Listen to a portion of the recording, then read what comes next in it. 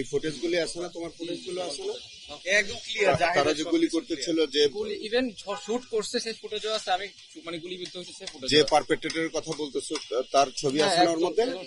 তারপরে সে প্রকাশ্যে ঘুরে বেড়ায়। কি ব্যাপার ভাই? স্যার একবারেই সে আসে না স্যার, যে 2 দিন আসছে সেই 2 দিনে তার ফুটেজে আছে, সে প্রকাশ্যে গুলি করলো। না ভাই, সে রেসপন্স প্রকাশ্যে ঘুরে করছে বেড়াবে। সাথে সাথে, কিন্তু আর ওসি এখানে লোকাল আর থানা আমি আসছি, ওসি আসলো না, ব্যাপার কি? কিছু বলা হয়েছে স্যার সবাই, আমি স্যার ওই যে ডিসি স্যারকেও বলছি, সেটা তো তাদের পুলিশ হত্যা নিয়ে এখন ব্যস্ত আছে, বাট ওসি তো আসতে পারতো, তার প্রতিনিধি তো আসতে পারতো। ফোনে কথা হয়েছে স্যার। আপনাকে সহযোগিতা করে না ওরা? বদল সাহেব সহযোগিতা করে না ওরা? কেস দুইটা আপনি ট্যাগ করে নিয়ে আসবেন। আপনি কালকে ফরওয়ার্ডিং দিয়ে বলবেন যে আপনি কেসগুলো দিয়ে দিতে আপনাকে। এই ধরনের কিছু আসলে ওই আমরা ডাবল ইনভেস্টিগেশন রাখবো না। আপনি ফরওয়ার্ডিং দিয়ে তাকে চিঠি দিয়ে বলে দেবেন যে কেসটা আপনাকে দিয়ে দেওয়ার জন্য।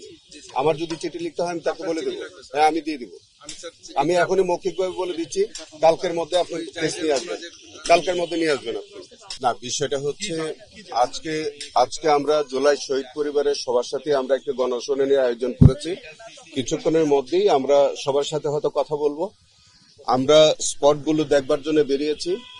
আর এই যে শহীদ মুগ্ধ মঞ্চ যেটা, তার চতুর্পাশে দেখবেন যে আপনার ডে ওয়াইজ এই উত্তরাতে কখন কি ঘটনা ঘটেছিল প্রত্যেকটা ডে ওয়াইজ তারা একটা প্রদর্শনীর ব্যবস্থা আছে ওখানে।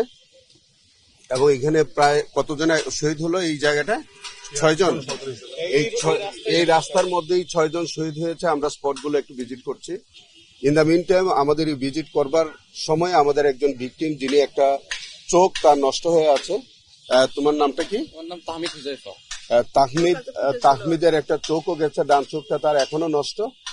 যে পারপেট্রেটররা তাদেরকে গুলি করেছিল সেই সময়, তার একটা অভিযোগ আমার কাছে বলেছে যে একজন পারপেট্রেটর সে প্রকাশ্যে ঘুরে বেড়ায় এলাকায়, কিন্তু তাকে গ্রেফতার করা যাচ্ছে না।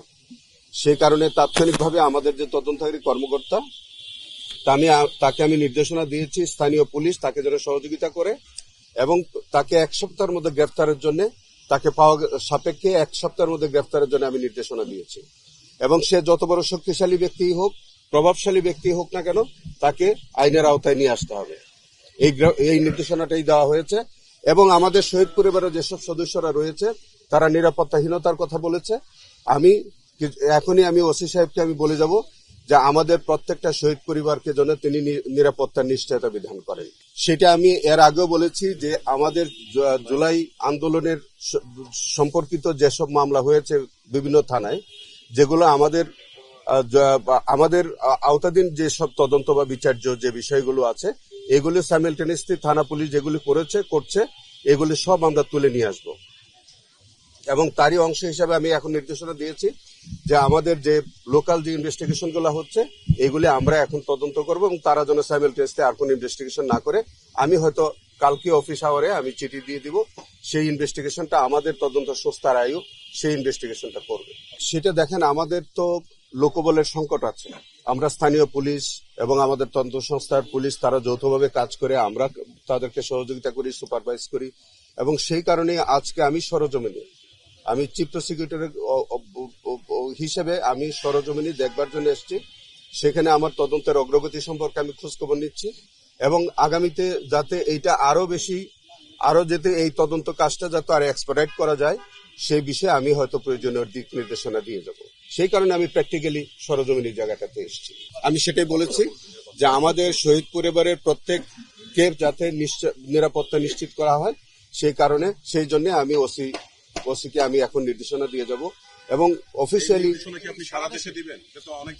এটা সারা দেশেই কিন্তু এই নির্দেশনা আছে। কোথাও যদি আমরা কমপ্লেন পাই আমরা বিশেষ নির্দেশনা দিয়ে সেই বিষয়গুলো আমরা নিশ্চিত করব। এটা সারা বাংলাদেশে এই নিশ্চয়তা দেওয়া আছে। আমাদের আইনে বলা আছে যে আমাদের শহীদ পরিবারের প্রত্যেকটি সদস্যকে বিশেষ নিরাপত্তা দিতে হবে এবং কোথাও যদি আমাদের নিরাপত্তার কোনো ঘাটতি হয় সেই বিষয়ে আমরা বিশেষ দৃষ্টি আমরা বিশেষ নজর দিব এই বিষয়গুলো।